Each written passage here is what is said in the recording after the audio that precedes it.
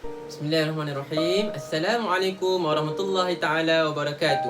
InsyaAllah hari ini Antum akan bersama dengan Ustaz Najmi dan kita akan membincangkan tajuk Mari Beriadah. Murid, dalam sesi pembelajaran hari ini kita akan dapat yang pertama menerangkan hukum beriadah berdasarkan dalil nakli dengan betul. Yang kedua, murid-murid akan dapat menjelaskan adab-adab beriadah yang menepati syarak dengan baik. Kemudian yang ketiga, murid-murid akan dapat merumuskan adab-adab beriadah yang menepati sunnah Rasulullah sallallahu alaihi wasallam dengan tepat. Jadi sebelum kita teruskan, apa itu riadah? Murid-murid, riadah bermaksud gerak badan, senaman atau segala kegiatan yang dilakukan pada waktu lapang untuk menyihatkan anggota badan seperti bersenam, bermain dan juga berekreasi. Sebagai contoh, awak suka main apa? Suka main badminton, ada yang suka bermain takraw, ada yang suka main pingpong, ada yang suka main bola jaring, ada yang suka main bola tampar, ada yang suka berlari je. Jadinya semua yang awak sukakan tu, semua yang awak sukan-sukan yang awak sukakan tu adalah merupakan salah satu bentuk riadah, pergerakan untuk menyihatkan anggota badan. Okey, baik, itulah yang dimaksudkan dengan riadah. Baik, sekarang ni kita tengok pula apa sebenarnya hukum beriadah. Bolehkah kita beriadah? Okey, hukum asal beriadah adalah harus dan sangat digalakkan untuk kita bersukan, beriadah untuk menyihatkan badan. Akan tetapi apa dalilnya? Apa buktinya? Kita lihat pada dalil nakli yang telah Ustaz sertakan bagi keharusan beriadah, yang menunjukkan kita ni diharuskan untuk beriadah. Okey. An Abi Hurairah radhiyallahu anhu qala Rasulullah sallallahu alaihi wasallam, al-mu'minul qawiyyu khairun wa ahabbu ila Allah minal mu'minil dha'ifi. Rawahu Muslim. Mafhumnya, orang beriman yang kuat lebih baik dan lebih disukai oleh Allah berbanding orang beriman yang lemah. Hadis riwayat Muslim. Baik, sebagaimana yang telah Ustaz ceritakan tadi, hukum asal beriadah adalah harus. Akan tetapi sekiranya kita tidak mengikut pada adab-adab beriadah yang betul dan mengikut pada syariat Islam yang telah ditetapkan, boleh jadi haram hukumnya. Sebagai contoh, kita melakukan riadah pada masa yang sama kita tidak menutup aurat. Jadinya hukum kita melakukan riadah tersebut adalah haram. Disebabkan apa? Disebabkan kita tidak menutup aurat. Oleh disebabkan itu, kita perlulah sentiasa mengaplikasikan adab-adab beriadah seperti mana yang kita akan pelajari lebih lanjut selepas ini. Baiklah murid-murid, sekarang ni kita tengok pula apa dia adab-adab beriadah yang kita nak aplikasikan. Yang pertama, adab yang pertama adalah kita haruslah menjaga kebersihan. Sebab apa? Bila kita tak menjaga kebersihan, siapa yang suka kotor-kotor ni? Siapa yang suka kotor? Syaitan. Jadinya bila kita melakukan riadah, kita tidak dapat manfaat riadah yang sebenar. Nanti kita beriadah tapi badan tak sihat. Sebab apa? Kita beriadah di tempat yang kotor. Macam mana badan kita nak sihat? Itu yang pertama. Kemudian yang kedua, kita perlulah menjauhi segala aktiviti negatif semasa beriadah. Contohnya seperti membazir, berjudi dan rasuah. Ustaz bagi contoh, sekiranya kita hendak berlawan dalam satu permainan, tetapi kita bertaruh.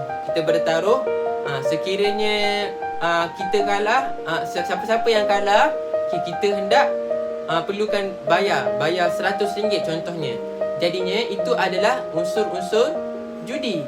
Jadinya hukum kita melaksanakan riadah tersebut adalah haram disebabkan ada unsur judi tadi. Itu yang kedua. Jadinya kita kena jauh daripada unsur-unsur negatif seperti yang Ustaz dah bagi contoh tadi. Kemudian yang ketiga, kita perlulah menutup aurat dengan sebaiknya.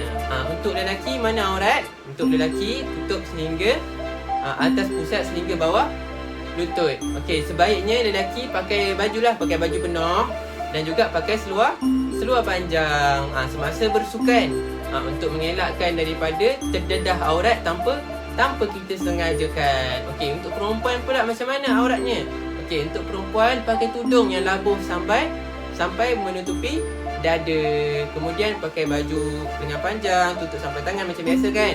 Kemudian pakai seluar panjang yang tidak ketat lah.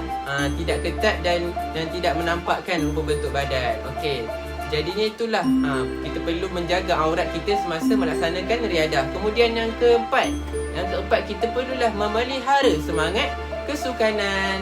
Bila kita kalah dalam satu sukan, satu permainan, kita tak bolehlah nak marah-marah kita punya lawan kan. Kita dah kalah, kita kena terima kekalahan kita dan kita ucapkan tahniah kepada lawan kita. Dalam masa yang sama, jadikan kekalahan itu untuk membakar semangat kita untuk berusaha lagi, berlatih lagi supaya boleh kalahkan dia pula nanti. Okey, itu untuk yang keempat. Kemudian yang kelima, kita perlulah memilih kawasan yang sesuai dan selamat. Okey, kerana apa? Sekiranya kita memilih kawasan yang tidak selamat, contohnya kita bermain di atas bumbung. Sesuai ke bermain di atas bumbung? Nanti kalau terjatuh, tak pasal-pasal, patah tangan, patah kaki, patah tengkuk, jadi dah tak jadi riadah dah. Terus terlantar. Jadinya sebab itulah kita kena menjaga keselamatan sebab tu melaksanakan riadah. Pakai pakaian yang sesuai, pakai kasut sebab tu beriadah untuk lebih selamat. Okey, tu untuk yang kelima. Dan yang keenam, kita sentiasalah tidak lalai dalam mengingati Allah.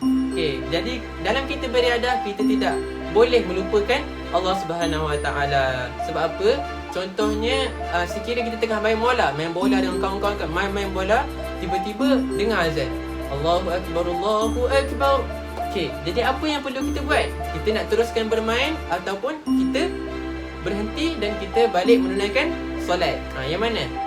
Okey, seharusnya kita berhenti dan balik untuk menunaikan solat dengan bersegera untuk menunaikan solat. Itulah maksud kita tidak lalai dalam mengingati Allah.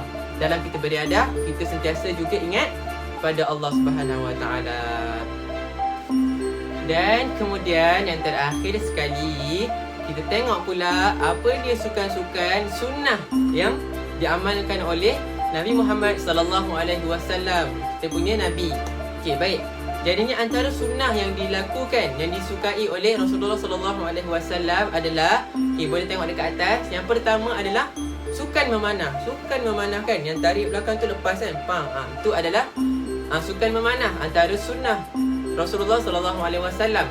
Yang kedua, berenang. Jadinya antum semua boleh belajar berenang. Nanti bila dah buka kelas, boleh berenang lah. Kemudian yang ketiga adalah berkuda.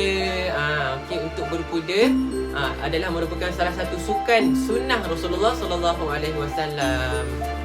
Baiklah murid-murid, di sini sahaja penerangan kita berkaitan dengan adab-adab beriadah. Jadi Ustaz berharap semua murid dapat melaksanakan, mengaplikasikan adab-adab yang kita dah belajar tadi dalam kehidupan seharian kita. Jangan lupa beriadah agar badan sihat dan akal pun cergas. Assalamualaikum warahmatullahi taala wabarakatuh.